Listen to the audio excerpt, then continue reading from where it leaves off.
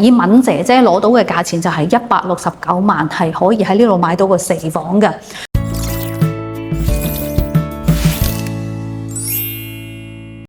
Hello， 大家好，又係我中山敏姐姐啊！嚟到5月底嚇，咁啊遠洋天鑄2期而家有咩優惠，同埋仲有啲乜嘢貨喺度賣緊呢？咁我哋更新一下呢個樓盤嘅最新情況嘅。先由第2座開始講起身啦，成個第2座就得返呢一套2樓嘅特色單位，係大平台花園嘅。咁如果大家中意話係種下花啊，需要有個平台花園仔咧，就可以留意一下呢一套嘅特色單位嘅。咁第1座咧，仲有啲乜嘢靚貨筍貨咧？咁首先更新翻佢嘅叫做係142方嘅5房單位啦吓。咁呢個係02單位吓，02單位亦都係南北對流，係雙陽台嘅，我哋又叫做東邊戶啦。佢係得翻6樓或以下嘅單位嘅。不過呢個02單位咧就係叫做係獨梯獨戶嘅。咁再過翻嚟呢邊咧就係01單位，我哋俗稱佢叫西邊戶啦，就係得翻4樓或以下嘅單位噶啦。咁今日敏姐姐咧介紹一個比較筍嘅單位俾大家嘅，就係之前比較熱捧嘅單位，就係116平方米嘅4房單位嘅。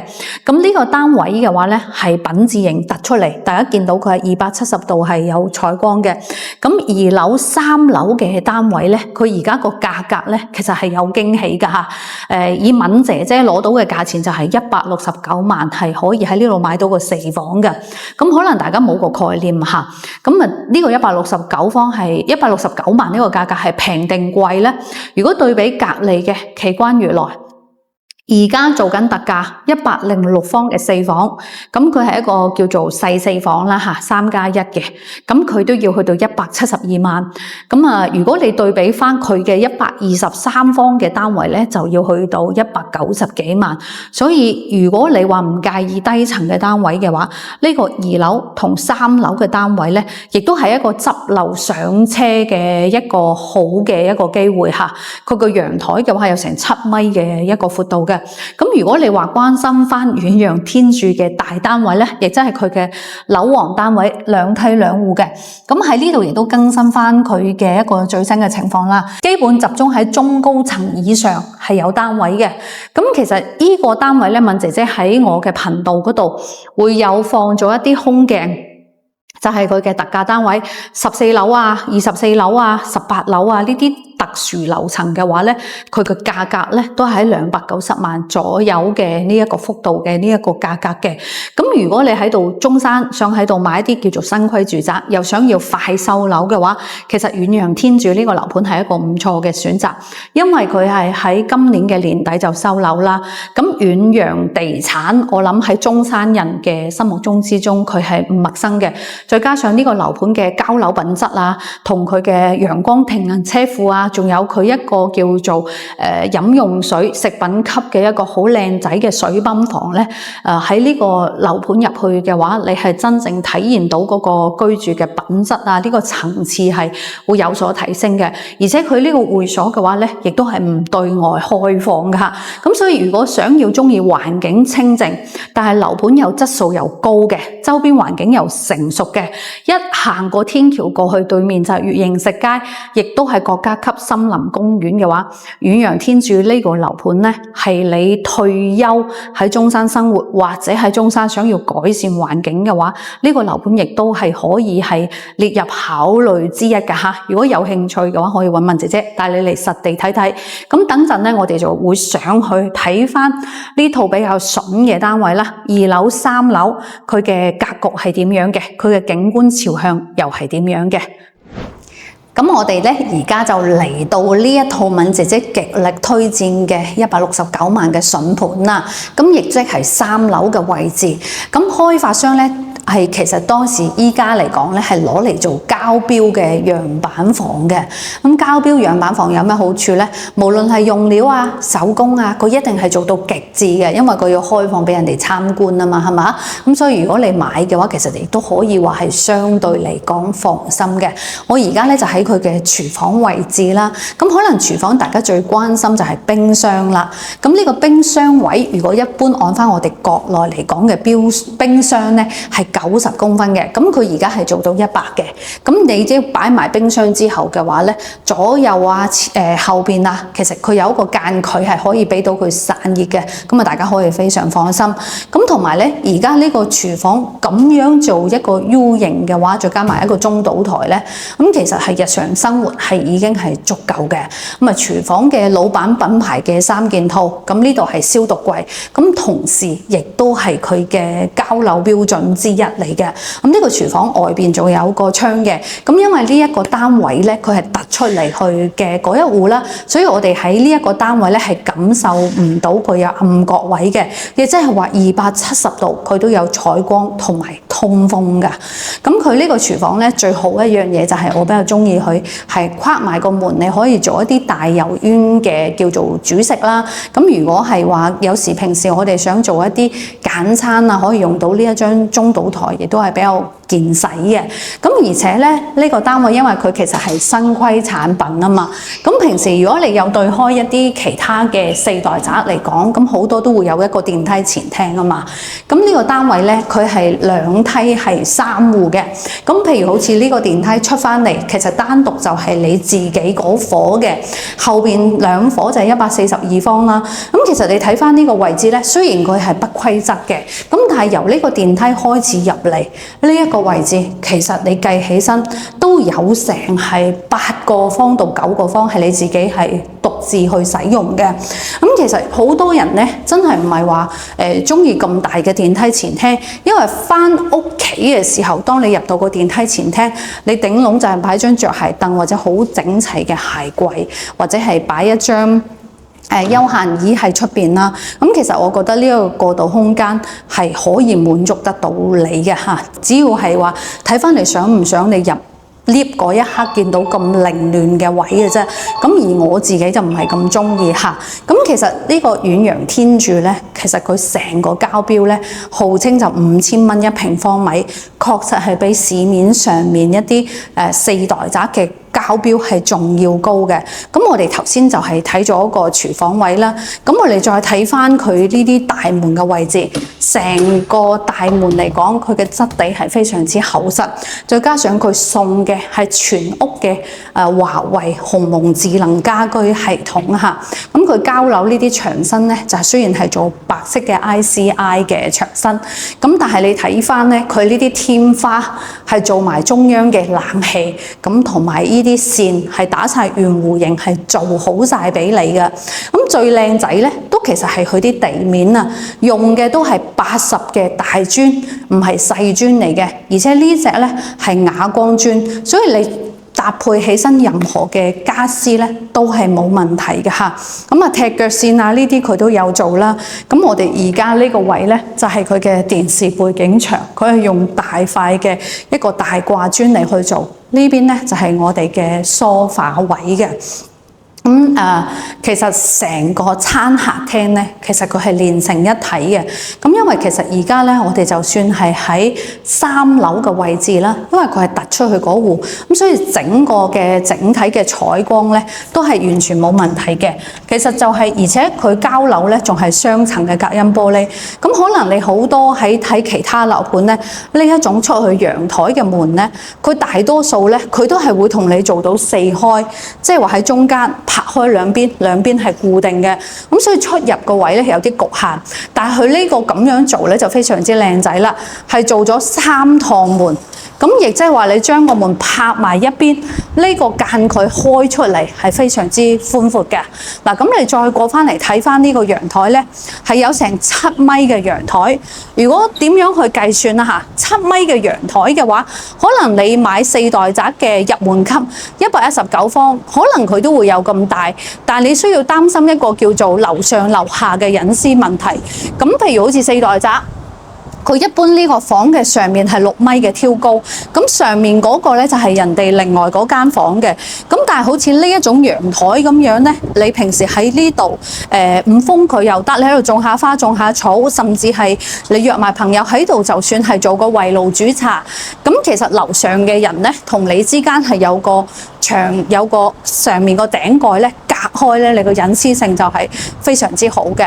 咁而家我哋雖然喺3樓呢一個位置啦，咁因為其實我哋中山呢邊係會買樓比較在意個朝向，成個單位係南向嘅。嗱，咁我亦都喺呢度講翻啦，前面呢個咧係遠洋天鑄2期嘅另外嘅一個入口。咁其實如果你中意低層單位，望出去係望到啲園林綠化綠色嘅，咁啊隔離仲有條小河景嘅，咁其實係 OK 嘅嚇。如果你話好介意佢嘈嘅話，因為其實佢嘅聲音係向上嘅，咁啊但係你諗諗啦，169萬，再將慳翻落嚟啲錢，將呢一個陽台其實全部係封起身，咁你就將個客廳就移出嚟，坐翻喺呢度望出去，全部都係綠色嘅嘢，其實嚟講係相對嚟講係舒適㗎嚇。咁再加翻上隔離呢一個位置咧，到期你而家見到水位有水塘呢個位咧，遲啲佢哋係會做一個商業用地喺呢個位置嘅，咁啊大概係4到5層高嘅商場啦，係嘛？咁呢度咧就係入去嘅另外一間房嚟嘅嚇。咁我哋入去睇埋另外嘅格局啦。咁其實呢一隻戶型咧，我哋又俗稱叫做飛機戶型啦，係嘛？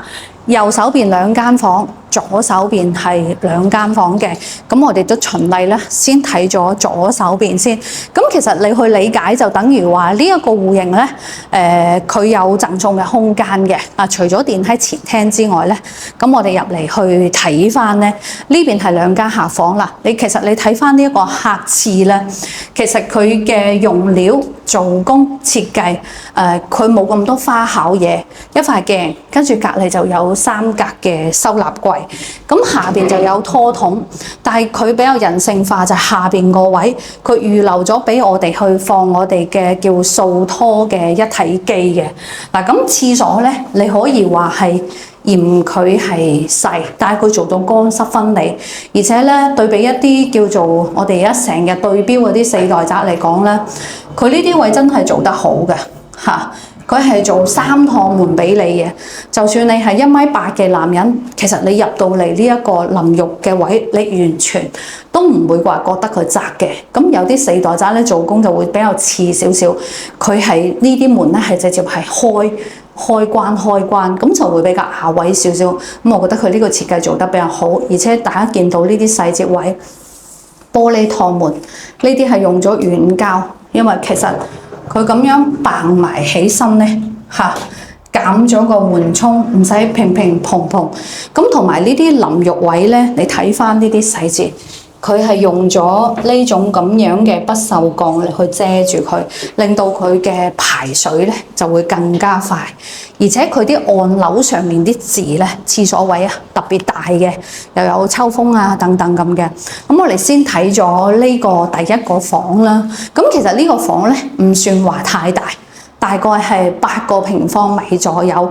咁如果你話擺床，咁你可以靠邊擺。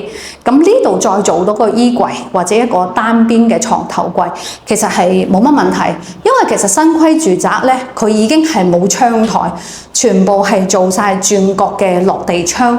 嗱，咁你睇翻5000蚊一方嘅細節位喺邊度咧？就係好似呢啲飄窗位咁樣咧，佢都係幫你做埋鋪寫嘅。每一個位置細節嘅位置去做到好到位。你睇翻啲買緊成2萬蚊一方嘅單位，呢度仲係嗰啲漆嘅。咁而且你睇翻呢啲窗簾位，佢已經預留電插蘇喺度，你只要裝翻一個電動嘅叫做桿喺個位置，你就已經係可以同你呢個華為鴻蒙嘅智能家居系統係接軌，直接用手機嚟去遙控你嘅窗簾。咁其實係非常之好嘅，甚至係一啲依家賣緊成2萬蚊一方嘅樓盤都冇預留呢個位。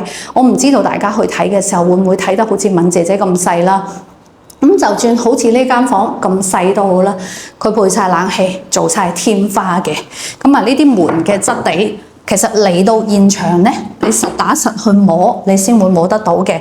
咁同埋呢啲門把手，佢真係用黑色。咁又唔會有手印啦，係咪啊？就相對嚟講係比較襟用一啲。可能你自己咧裝起身，你都未必捨得使咁多錢嚟去裝修。咁呢間房咧就係我哋嘅陽台房啦。其實佢都係買一半係送一半嘅呢一間房。所以呢個116方嘅單位咧，實際可以去到接近130到140方。佢嘅使用率嘅話，亦都去到120%啦，接近。咁你話4代宅嗰啲141%咧，佢係有少少誇張，因為佢更多係體現喺個電梯前廳，可能有10幾20方就喺前面，咁亦即係話佢嘅室內嘅空間嘅使用率嘅話，其實同呢個係大差不差嘅。咁但係呢個價錢真係平好多啦。咁我哋再睇埋呢間房，同樣有做埋天花、冷氣，咁呢一種嘅地板顏色咧，亦都非常之好配襯。咁而且大家有冇留意翻呢個細節位？呢個房咧，其實佢係冇做到趟門，點解？因為佢預咗你係攞嚟做房啦。譬如好似呢個位擺張1.5米嘅床，咁然後呢個位置再做個櫃，其實你再擺埋嗰個叫做係兩邊嘅床頭櫃，再3邊落床位咧，呢個房冇乜問題。因為其實我計過呢個房嘅話都有成11個平方米嘅。咁我哋睇翻咧都係裝修嘅細節位下，你會睇翻呢個房出翻去外邊嘅陽台位。咁其實如果其他樓盤咧，佢可能就係呢個地板係貼住呢個位置㗎啦。咁啊，可能中間加條金屬線，但係佢做得細緻嘅，就呢個位置就做個磚，再貼翻呢個地板。有咩好處啊？因為陽台會比起我哋個房低，咁但係如果外邊有積水嘅情況下，呢個地板滲入嚟就會好容易會翹起身啦。其實佢咁樣嘅裝修咧，再睇翻我哋個陽台嘅嗰個叫做流水啊，咁4代嗰啲咧，通常係得一邊陽台係有個地漏，佢外邊嘅話個陽台係兩邊有地漏嘅。咁呢一樣嘢就可能細節上面，我唔知大家有冇睇啦嚇。如果你話真正講翻一個居住品質嚟講，呢一個咁樣嘅設計咧，你真心去睇佢，去挖掘佢，係睇到佢係好多嘅亮點嘅。嗱，咁淨係講翻呢個電視背景牆都好啦，佢一啲叫做內磨內選嘅地方咧，其實佢都會有做到呢一啲叫做金屬嘅包邊位置嘅嚇。咁我哋又再過翻嚟，嗱，呢間房又係有贈送嘅空間嘅。咁好多喺外國翻嚟嘅港澳朋友咧，其實佢哋係習慣係封陽台，係唔會習慣喺陽台去做一個叫做晾曬嘅。咁呢個房咧，佢另外一個叫做創意板房係點做咧？將呢個房間成兩邊，一邊係做書房，呢一邊咧就係做嗰個叫做係家政房嘅。咁大家有冇留意翻就係呢個位置？佢預留咗係一個入水位嚟嘅，咁其實你將呢個位變成咗一個叫做係家政房，放晒洗衣烘乾，再收納埋我哋啲洗衣液等等嘅。咁呢個房又係陽改房，買一半送一半。頭先嗰個出陽台嗰個又買一半送一半，即係有2間房已經送咗一半面積俾你。你有冇睇到呢啲插數位幾咁誇張啊？即係你自己做或者係你諗唔到嘅嘢，呢個開發商已經幫你喺功能性上面去完全幫你諗到晒啦。咁呢個咧就係我哋嘅主人套房啦。呢個套房嘅 size 嘅話咧，你點都係會有20個方以上噶啦嚇，大概係接近23到24個平方米嘅。咁你可能對比市面上139平方米。有一啲嘅主人房佢都未必做到呢一個嘅 size 俾到你，而且咧佢呢一個房佢又夠咗一個闊度啊！夠咗個闊度之後係點樣咧？呢個位擺一張1.8米嘅大床，再3邊落床位，咁甚至係連呢一個位置咧，佢都係會有一個衣帽間嘅。咁呢個衣帽間嘅位置，佢仲會留翻一個叫做採光嘅透風窗俾你。咁有時候去到啲回南天啊，或者好似近期咁樣一啲桑拿天氣咧，夜晚可以打開呢個窗，透一透嗰個衣櫃位嘅一啲濕氣，咁令到我哋啲衫啊、啲名牌袋咧就唔會發毛嘅。咁而且呢個落地窗嘅設計好就係好在佢係有採光，但係佢唔需要話好多嘅玻璃，令到你成個住房嘅話個隱私性係相對好少少嘅。咁但係咧，可能亦都有一個缺點，就係話如果你中意放浴缸嘅話咧，你就要犧牲呢個位啦。嗱，譬如好似呢個主人房呢個位置，你如果放浴缸係可以，但係你可能會喺企浴呢個位置啦。咁你會睇翻啦，嗱呢啲五金嘅配件，全部一線大品牌嚇，睇到呢啲咁樣嘅手工，咁同埋一啲細節位，可能你冇留意嘅就係話呢個係智能馬桶啦，咁好多都有，咁但係智能馬桶上面呢個位都做埋俾你嘅，可能其他樓盤就係做到呢個位置噶啦，個廁所上面係冇嘅。呢個鏡櫃，我覺得喺主人房嚟講都已經足夠用，佢唔需要太多花巧嘢。嗱，該有嘅插蘇放我哋啲雜七雜八嘅家仔，其實佢都有嘅。嗱，咁再過翻嚟，你睇翻入邊嘅啲開關面板，呢種係燈嘅按鈕，其實好有質感。咁然後呢個廁所換氣，佢呢啲大大隻字，如果你到咗一定嘅年紀，其實你真係希望呢啲字仲要再大隻少少，你先望得到嚇。我唔知大家有冇同感啦，係咪咁啊？咁呢套單位咧，而家真係限時告急啦，就係得翻2樓、3樓。我建議大家咧，首先都係呢一個3樓嘅單位啦，因為其實2樓嘅單位咧，確實都係矮咗少少。咁當然啦，佢樓下嘅話有個大堂位架空咗上嚟，再到2樓、3樓。其實呢個2樓嘅呢個3樓嘅單位已經係去到3樓，甚至係4樓呢個高度嘅。如果大家亦都有興趣，想要執漏嘅話咧，就可以 comment 姐姐嚟實地睇一睇啦。咁遠洋天柱2期咧，佢嘅第3、第4棟咧，預計係去到今年嘅9月份左右先至會加推出嚟嘅。除非佢係快嘅話去搶工啦嚇，或者佢提前去做一啲類似綠城江山和明嘅一啲動資應籌嘅工作。如果唔係嘅話，佢最快嘅速度都去到今年嘅9月份。咁喺上半年嘅話，中山嘅市場係大多數嘅新規住宅嘅話，而家都係屬於係一個叫做供不應求嘅一個狀態。咁所以嚟到呢個樓盤嘅話，都係以1房1議價呢個標準地去操作嘅。咁大家有興趣，想要再破呢個169呢個價格，咁啊快啲揾問姐姐啦，拜拜。